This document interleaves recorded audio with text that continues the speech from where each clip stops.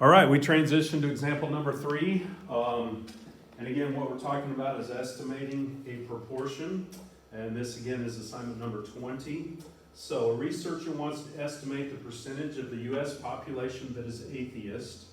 And I would point out to you that there's 2 questions now. They're estimating a percentage. That's what assignment 20, they're all going to be like that. But there's 2 kinds of questions on assignment 20.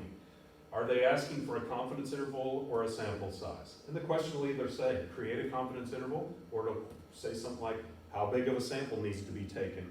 So I would suppose the first thing I would look for is which of those 2 types of questions are we looking at here. And so, you know me, when I see the words that are important, I scream them, I guess. So, don't take a drink or eat something, because Mr. Sonic the Hedgehog might yell when he gets excited. So I'm reading this, and it says right here, find the 92% confidence interval! All right, so we're finding a confidence interval. And so therefore, I think it makes sense I would turn to the thing that talks about confidence intervals. And there's no questions you have to ask here. You would hopefully just go, all right, p hat plus or minus z alpha over 2. So I'll just tell you this right now, when you submit your questions, you will note that there's a box on assignment 20 where the first thing is to identify the proper formula for the question. Because you gotta get that right. Because if you don't, what's the point? So anyway, the rest of this is very mechanical. We will now continue reading, and okay, there's a p hat there. Now remember, p hat is a percentage obtained from a sample, right? And I believe this one says that in a random sample of 600 Americans, 51 out of 600,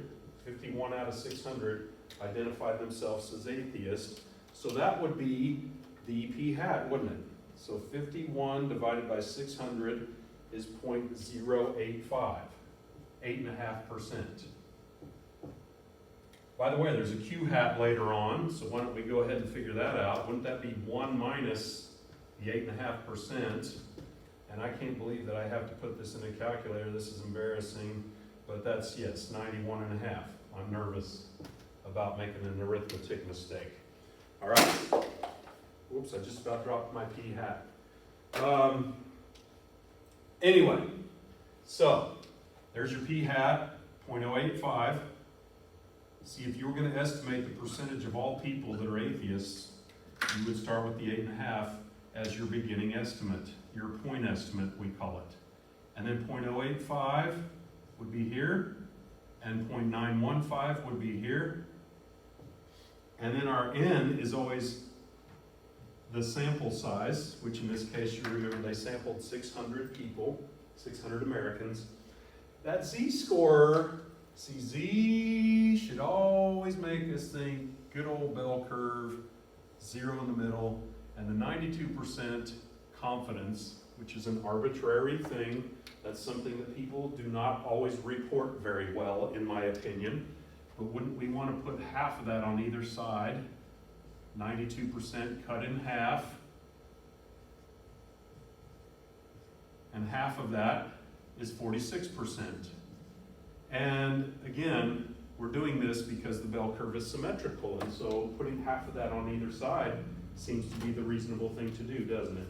So, what are those? Those are middle slivers. They're middle slivers. This table love middle sliver, right?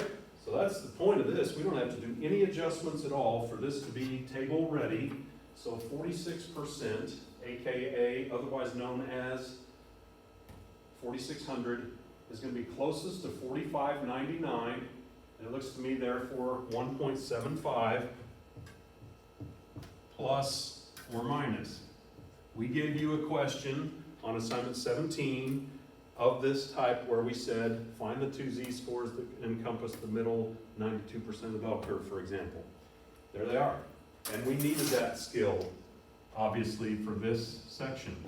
So we got our 8.5% point estimate, and now we're going to determine what the margin of error would be for this. That's what that always represents. I just want to remind you the general format is point estimate plus or minus margin of error. So 0.085 times 0.915 equals, divided by 600 equals, take the square root of that equals, take that times 1.75 equals. Looks like the margin of error is right around 2%. You see that when you read the newspaper, they'll say, margin of error, such and such. And so anyway, it's about 2%. I won't make a big deal out of that. I'm noticing as I look at my answer here that I might have rounded a little differently when I typed up my answer. But I want to remind you, when you do a confidence interval, you're giving your low end of your estimate here, which will be done with the minus, this number minus that, and then this number plus that would give us the upper end of this. And it's always good mathematical practice to label the fact that this is 92% confidence. Because again, and that's the other thing that frustrates statisticians is many times in the newspaper and other places, they will not give you the level of confidence that was used for that particular study. But if you go ahead and do the math on that, and apparently I rounded both of those to 2%, it looks like. So if you take this minus 2%, that gives you 6.5%, and when you add the 2% margin of error, you get 10.5%. So there again, that's what I would ask of you when you do these, when you enjoy them, is you identify the proper formula, and then of course, you 92% confidence interval, and then lower number, upper number. What happens too often is people get them backwards. It's important to get these in the right order, so please do so. That's a problem for me when people get them in the wrong order. I'm supposed to count it wrong. Just don't give me that dilemma, okay? So anyway, good luck with that. I think we're going to do about 2 or 3 more of these. Cool.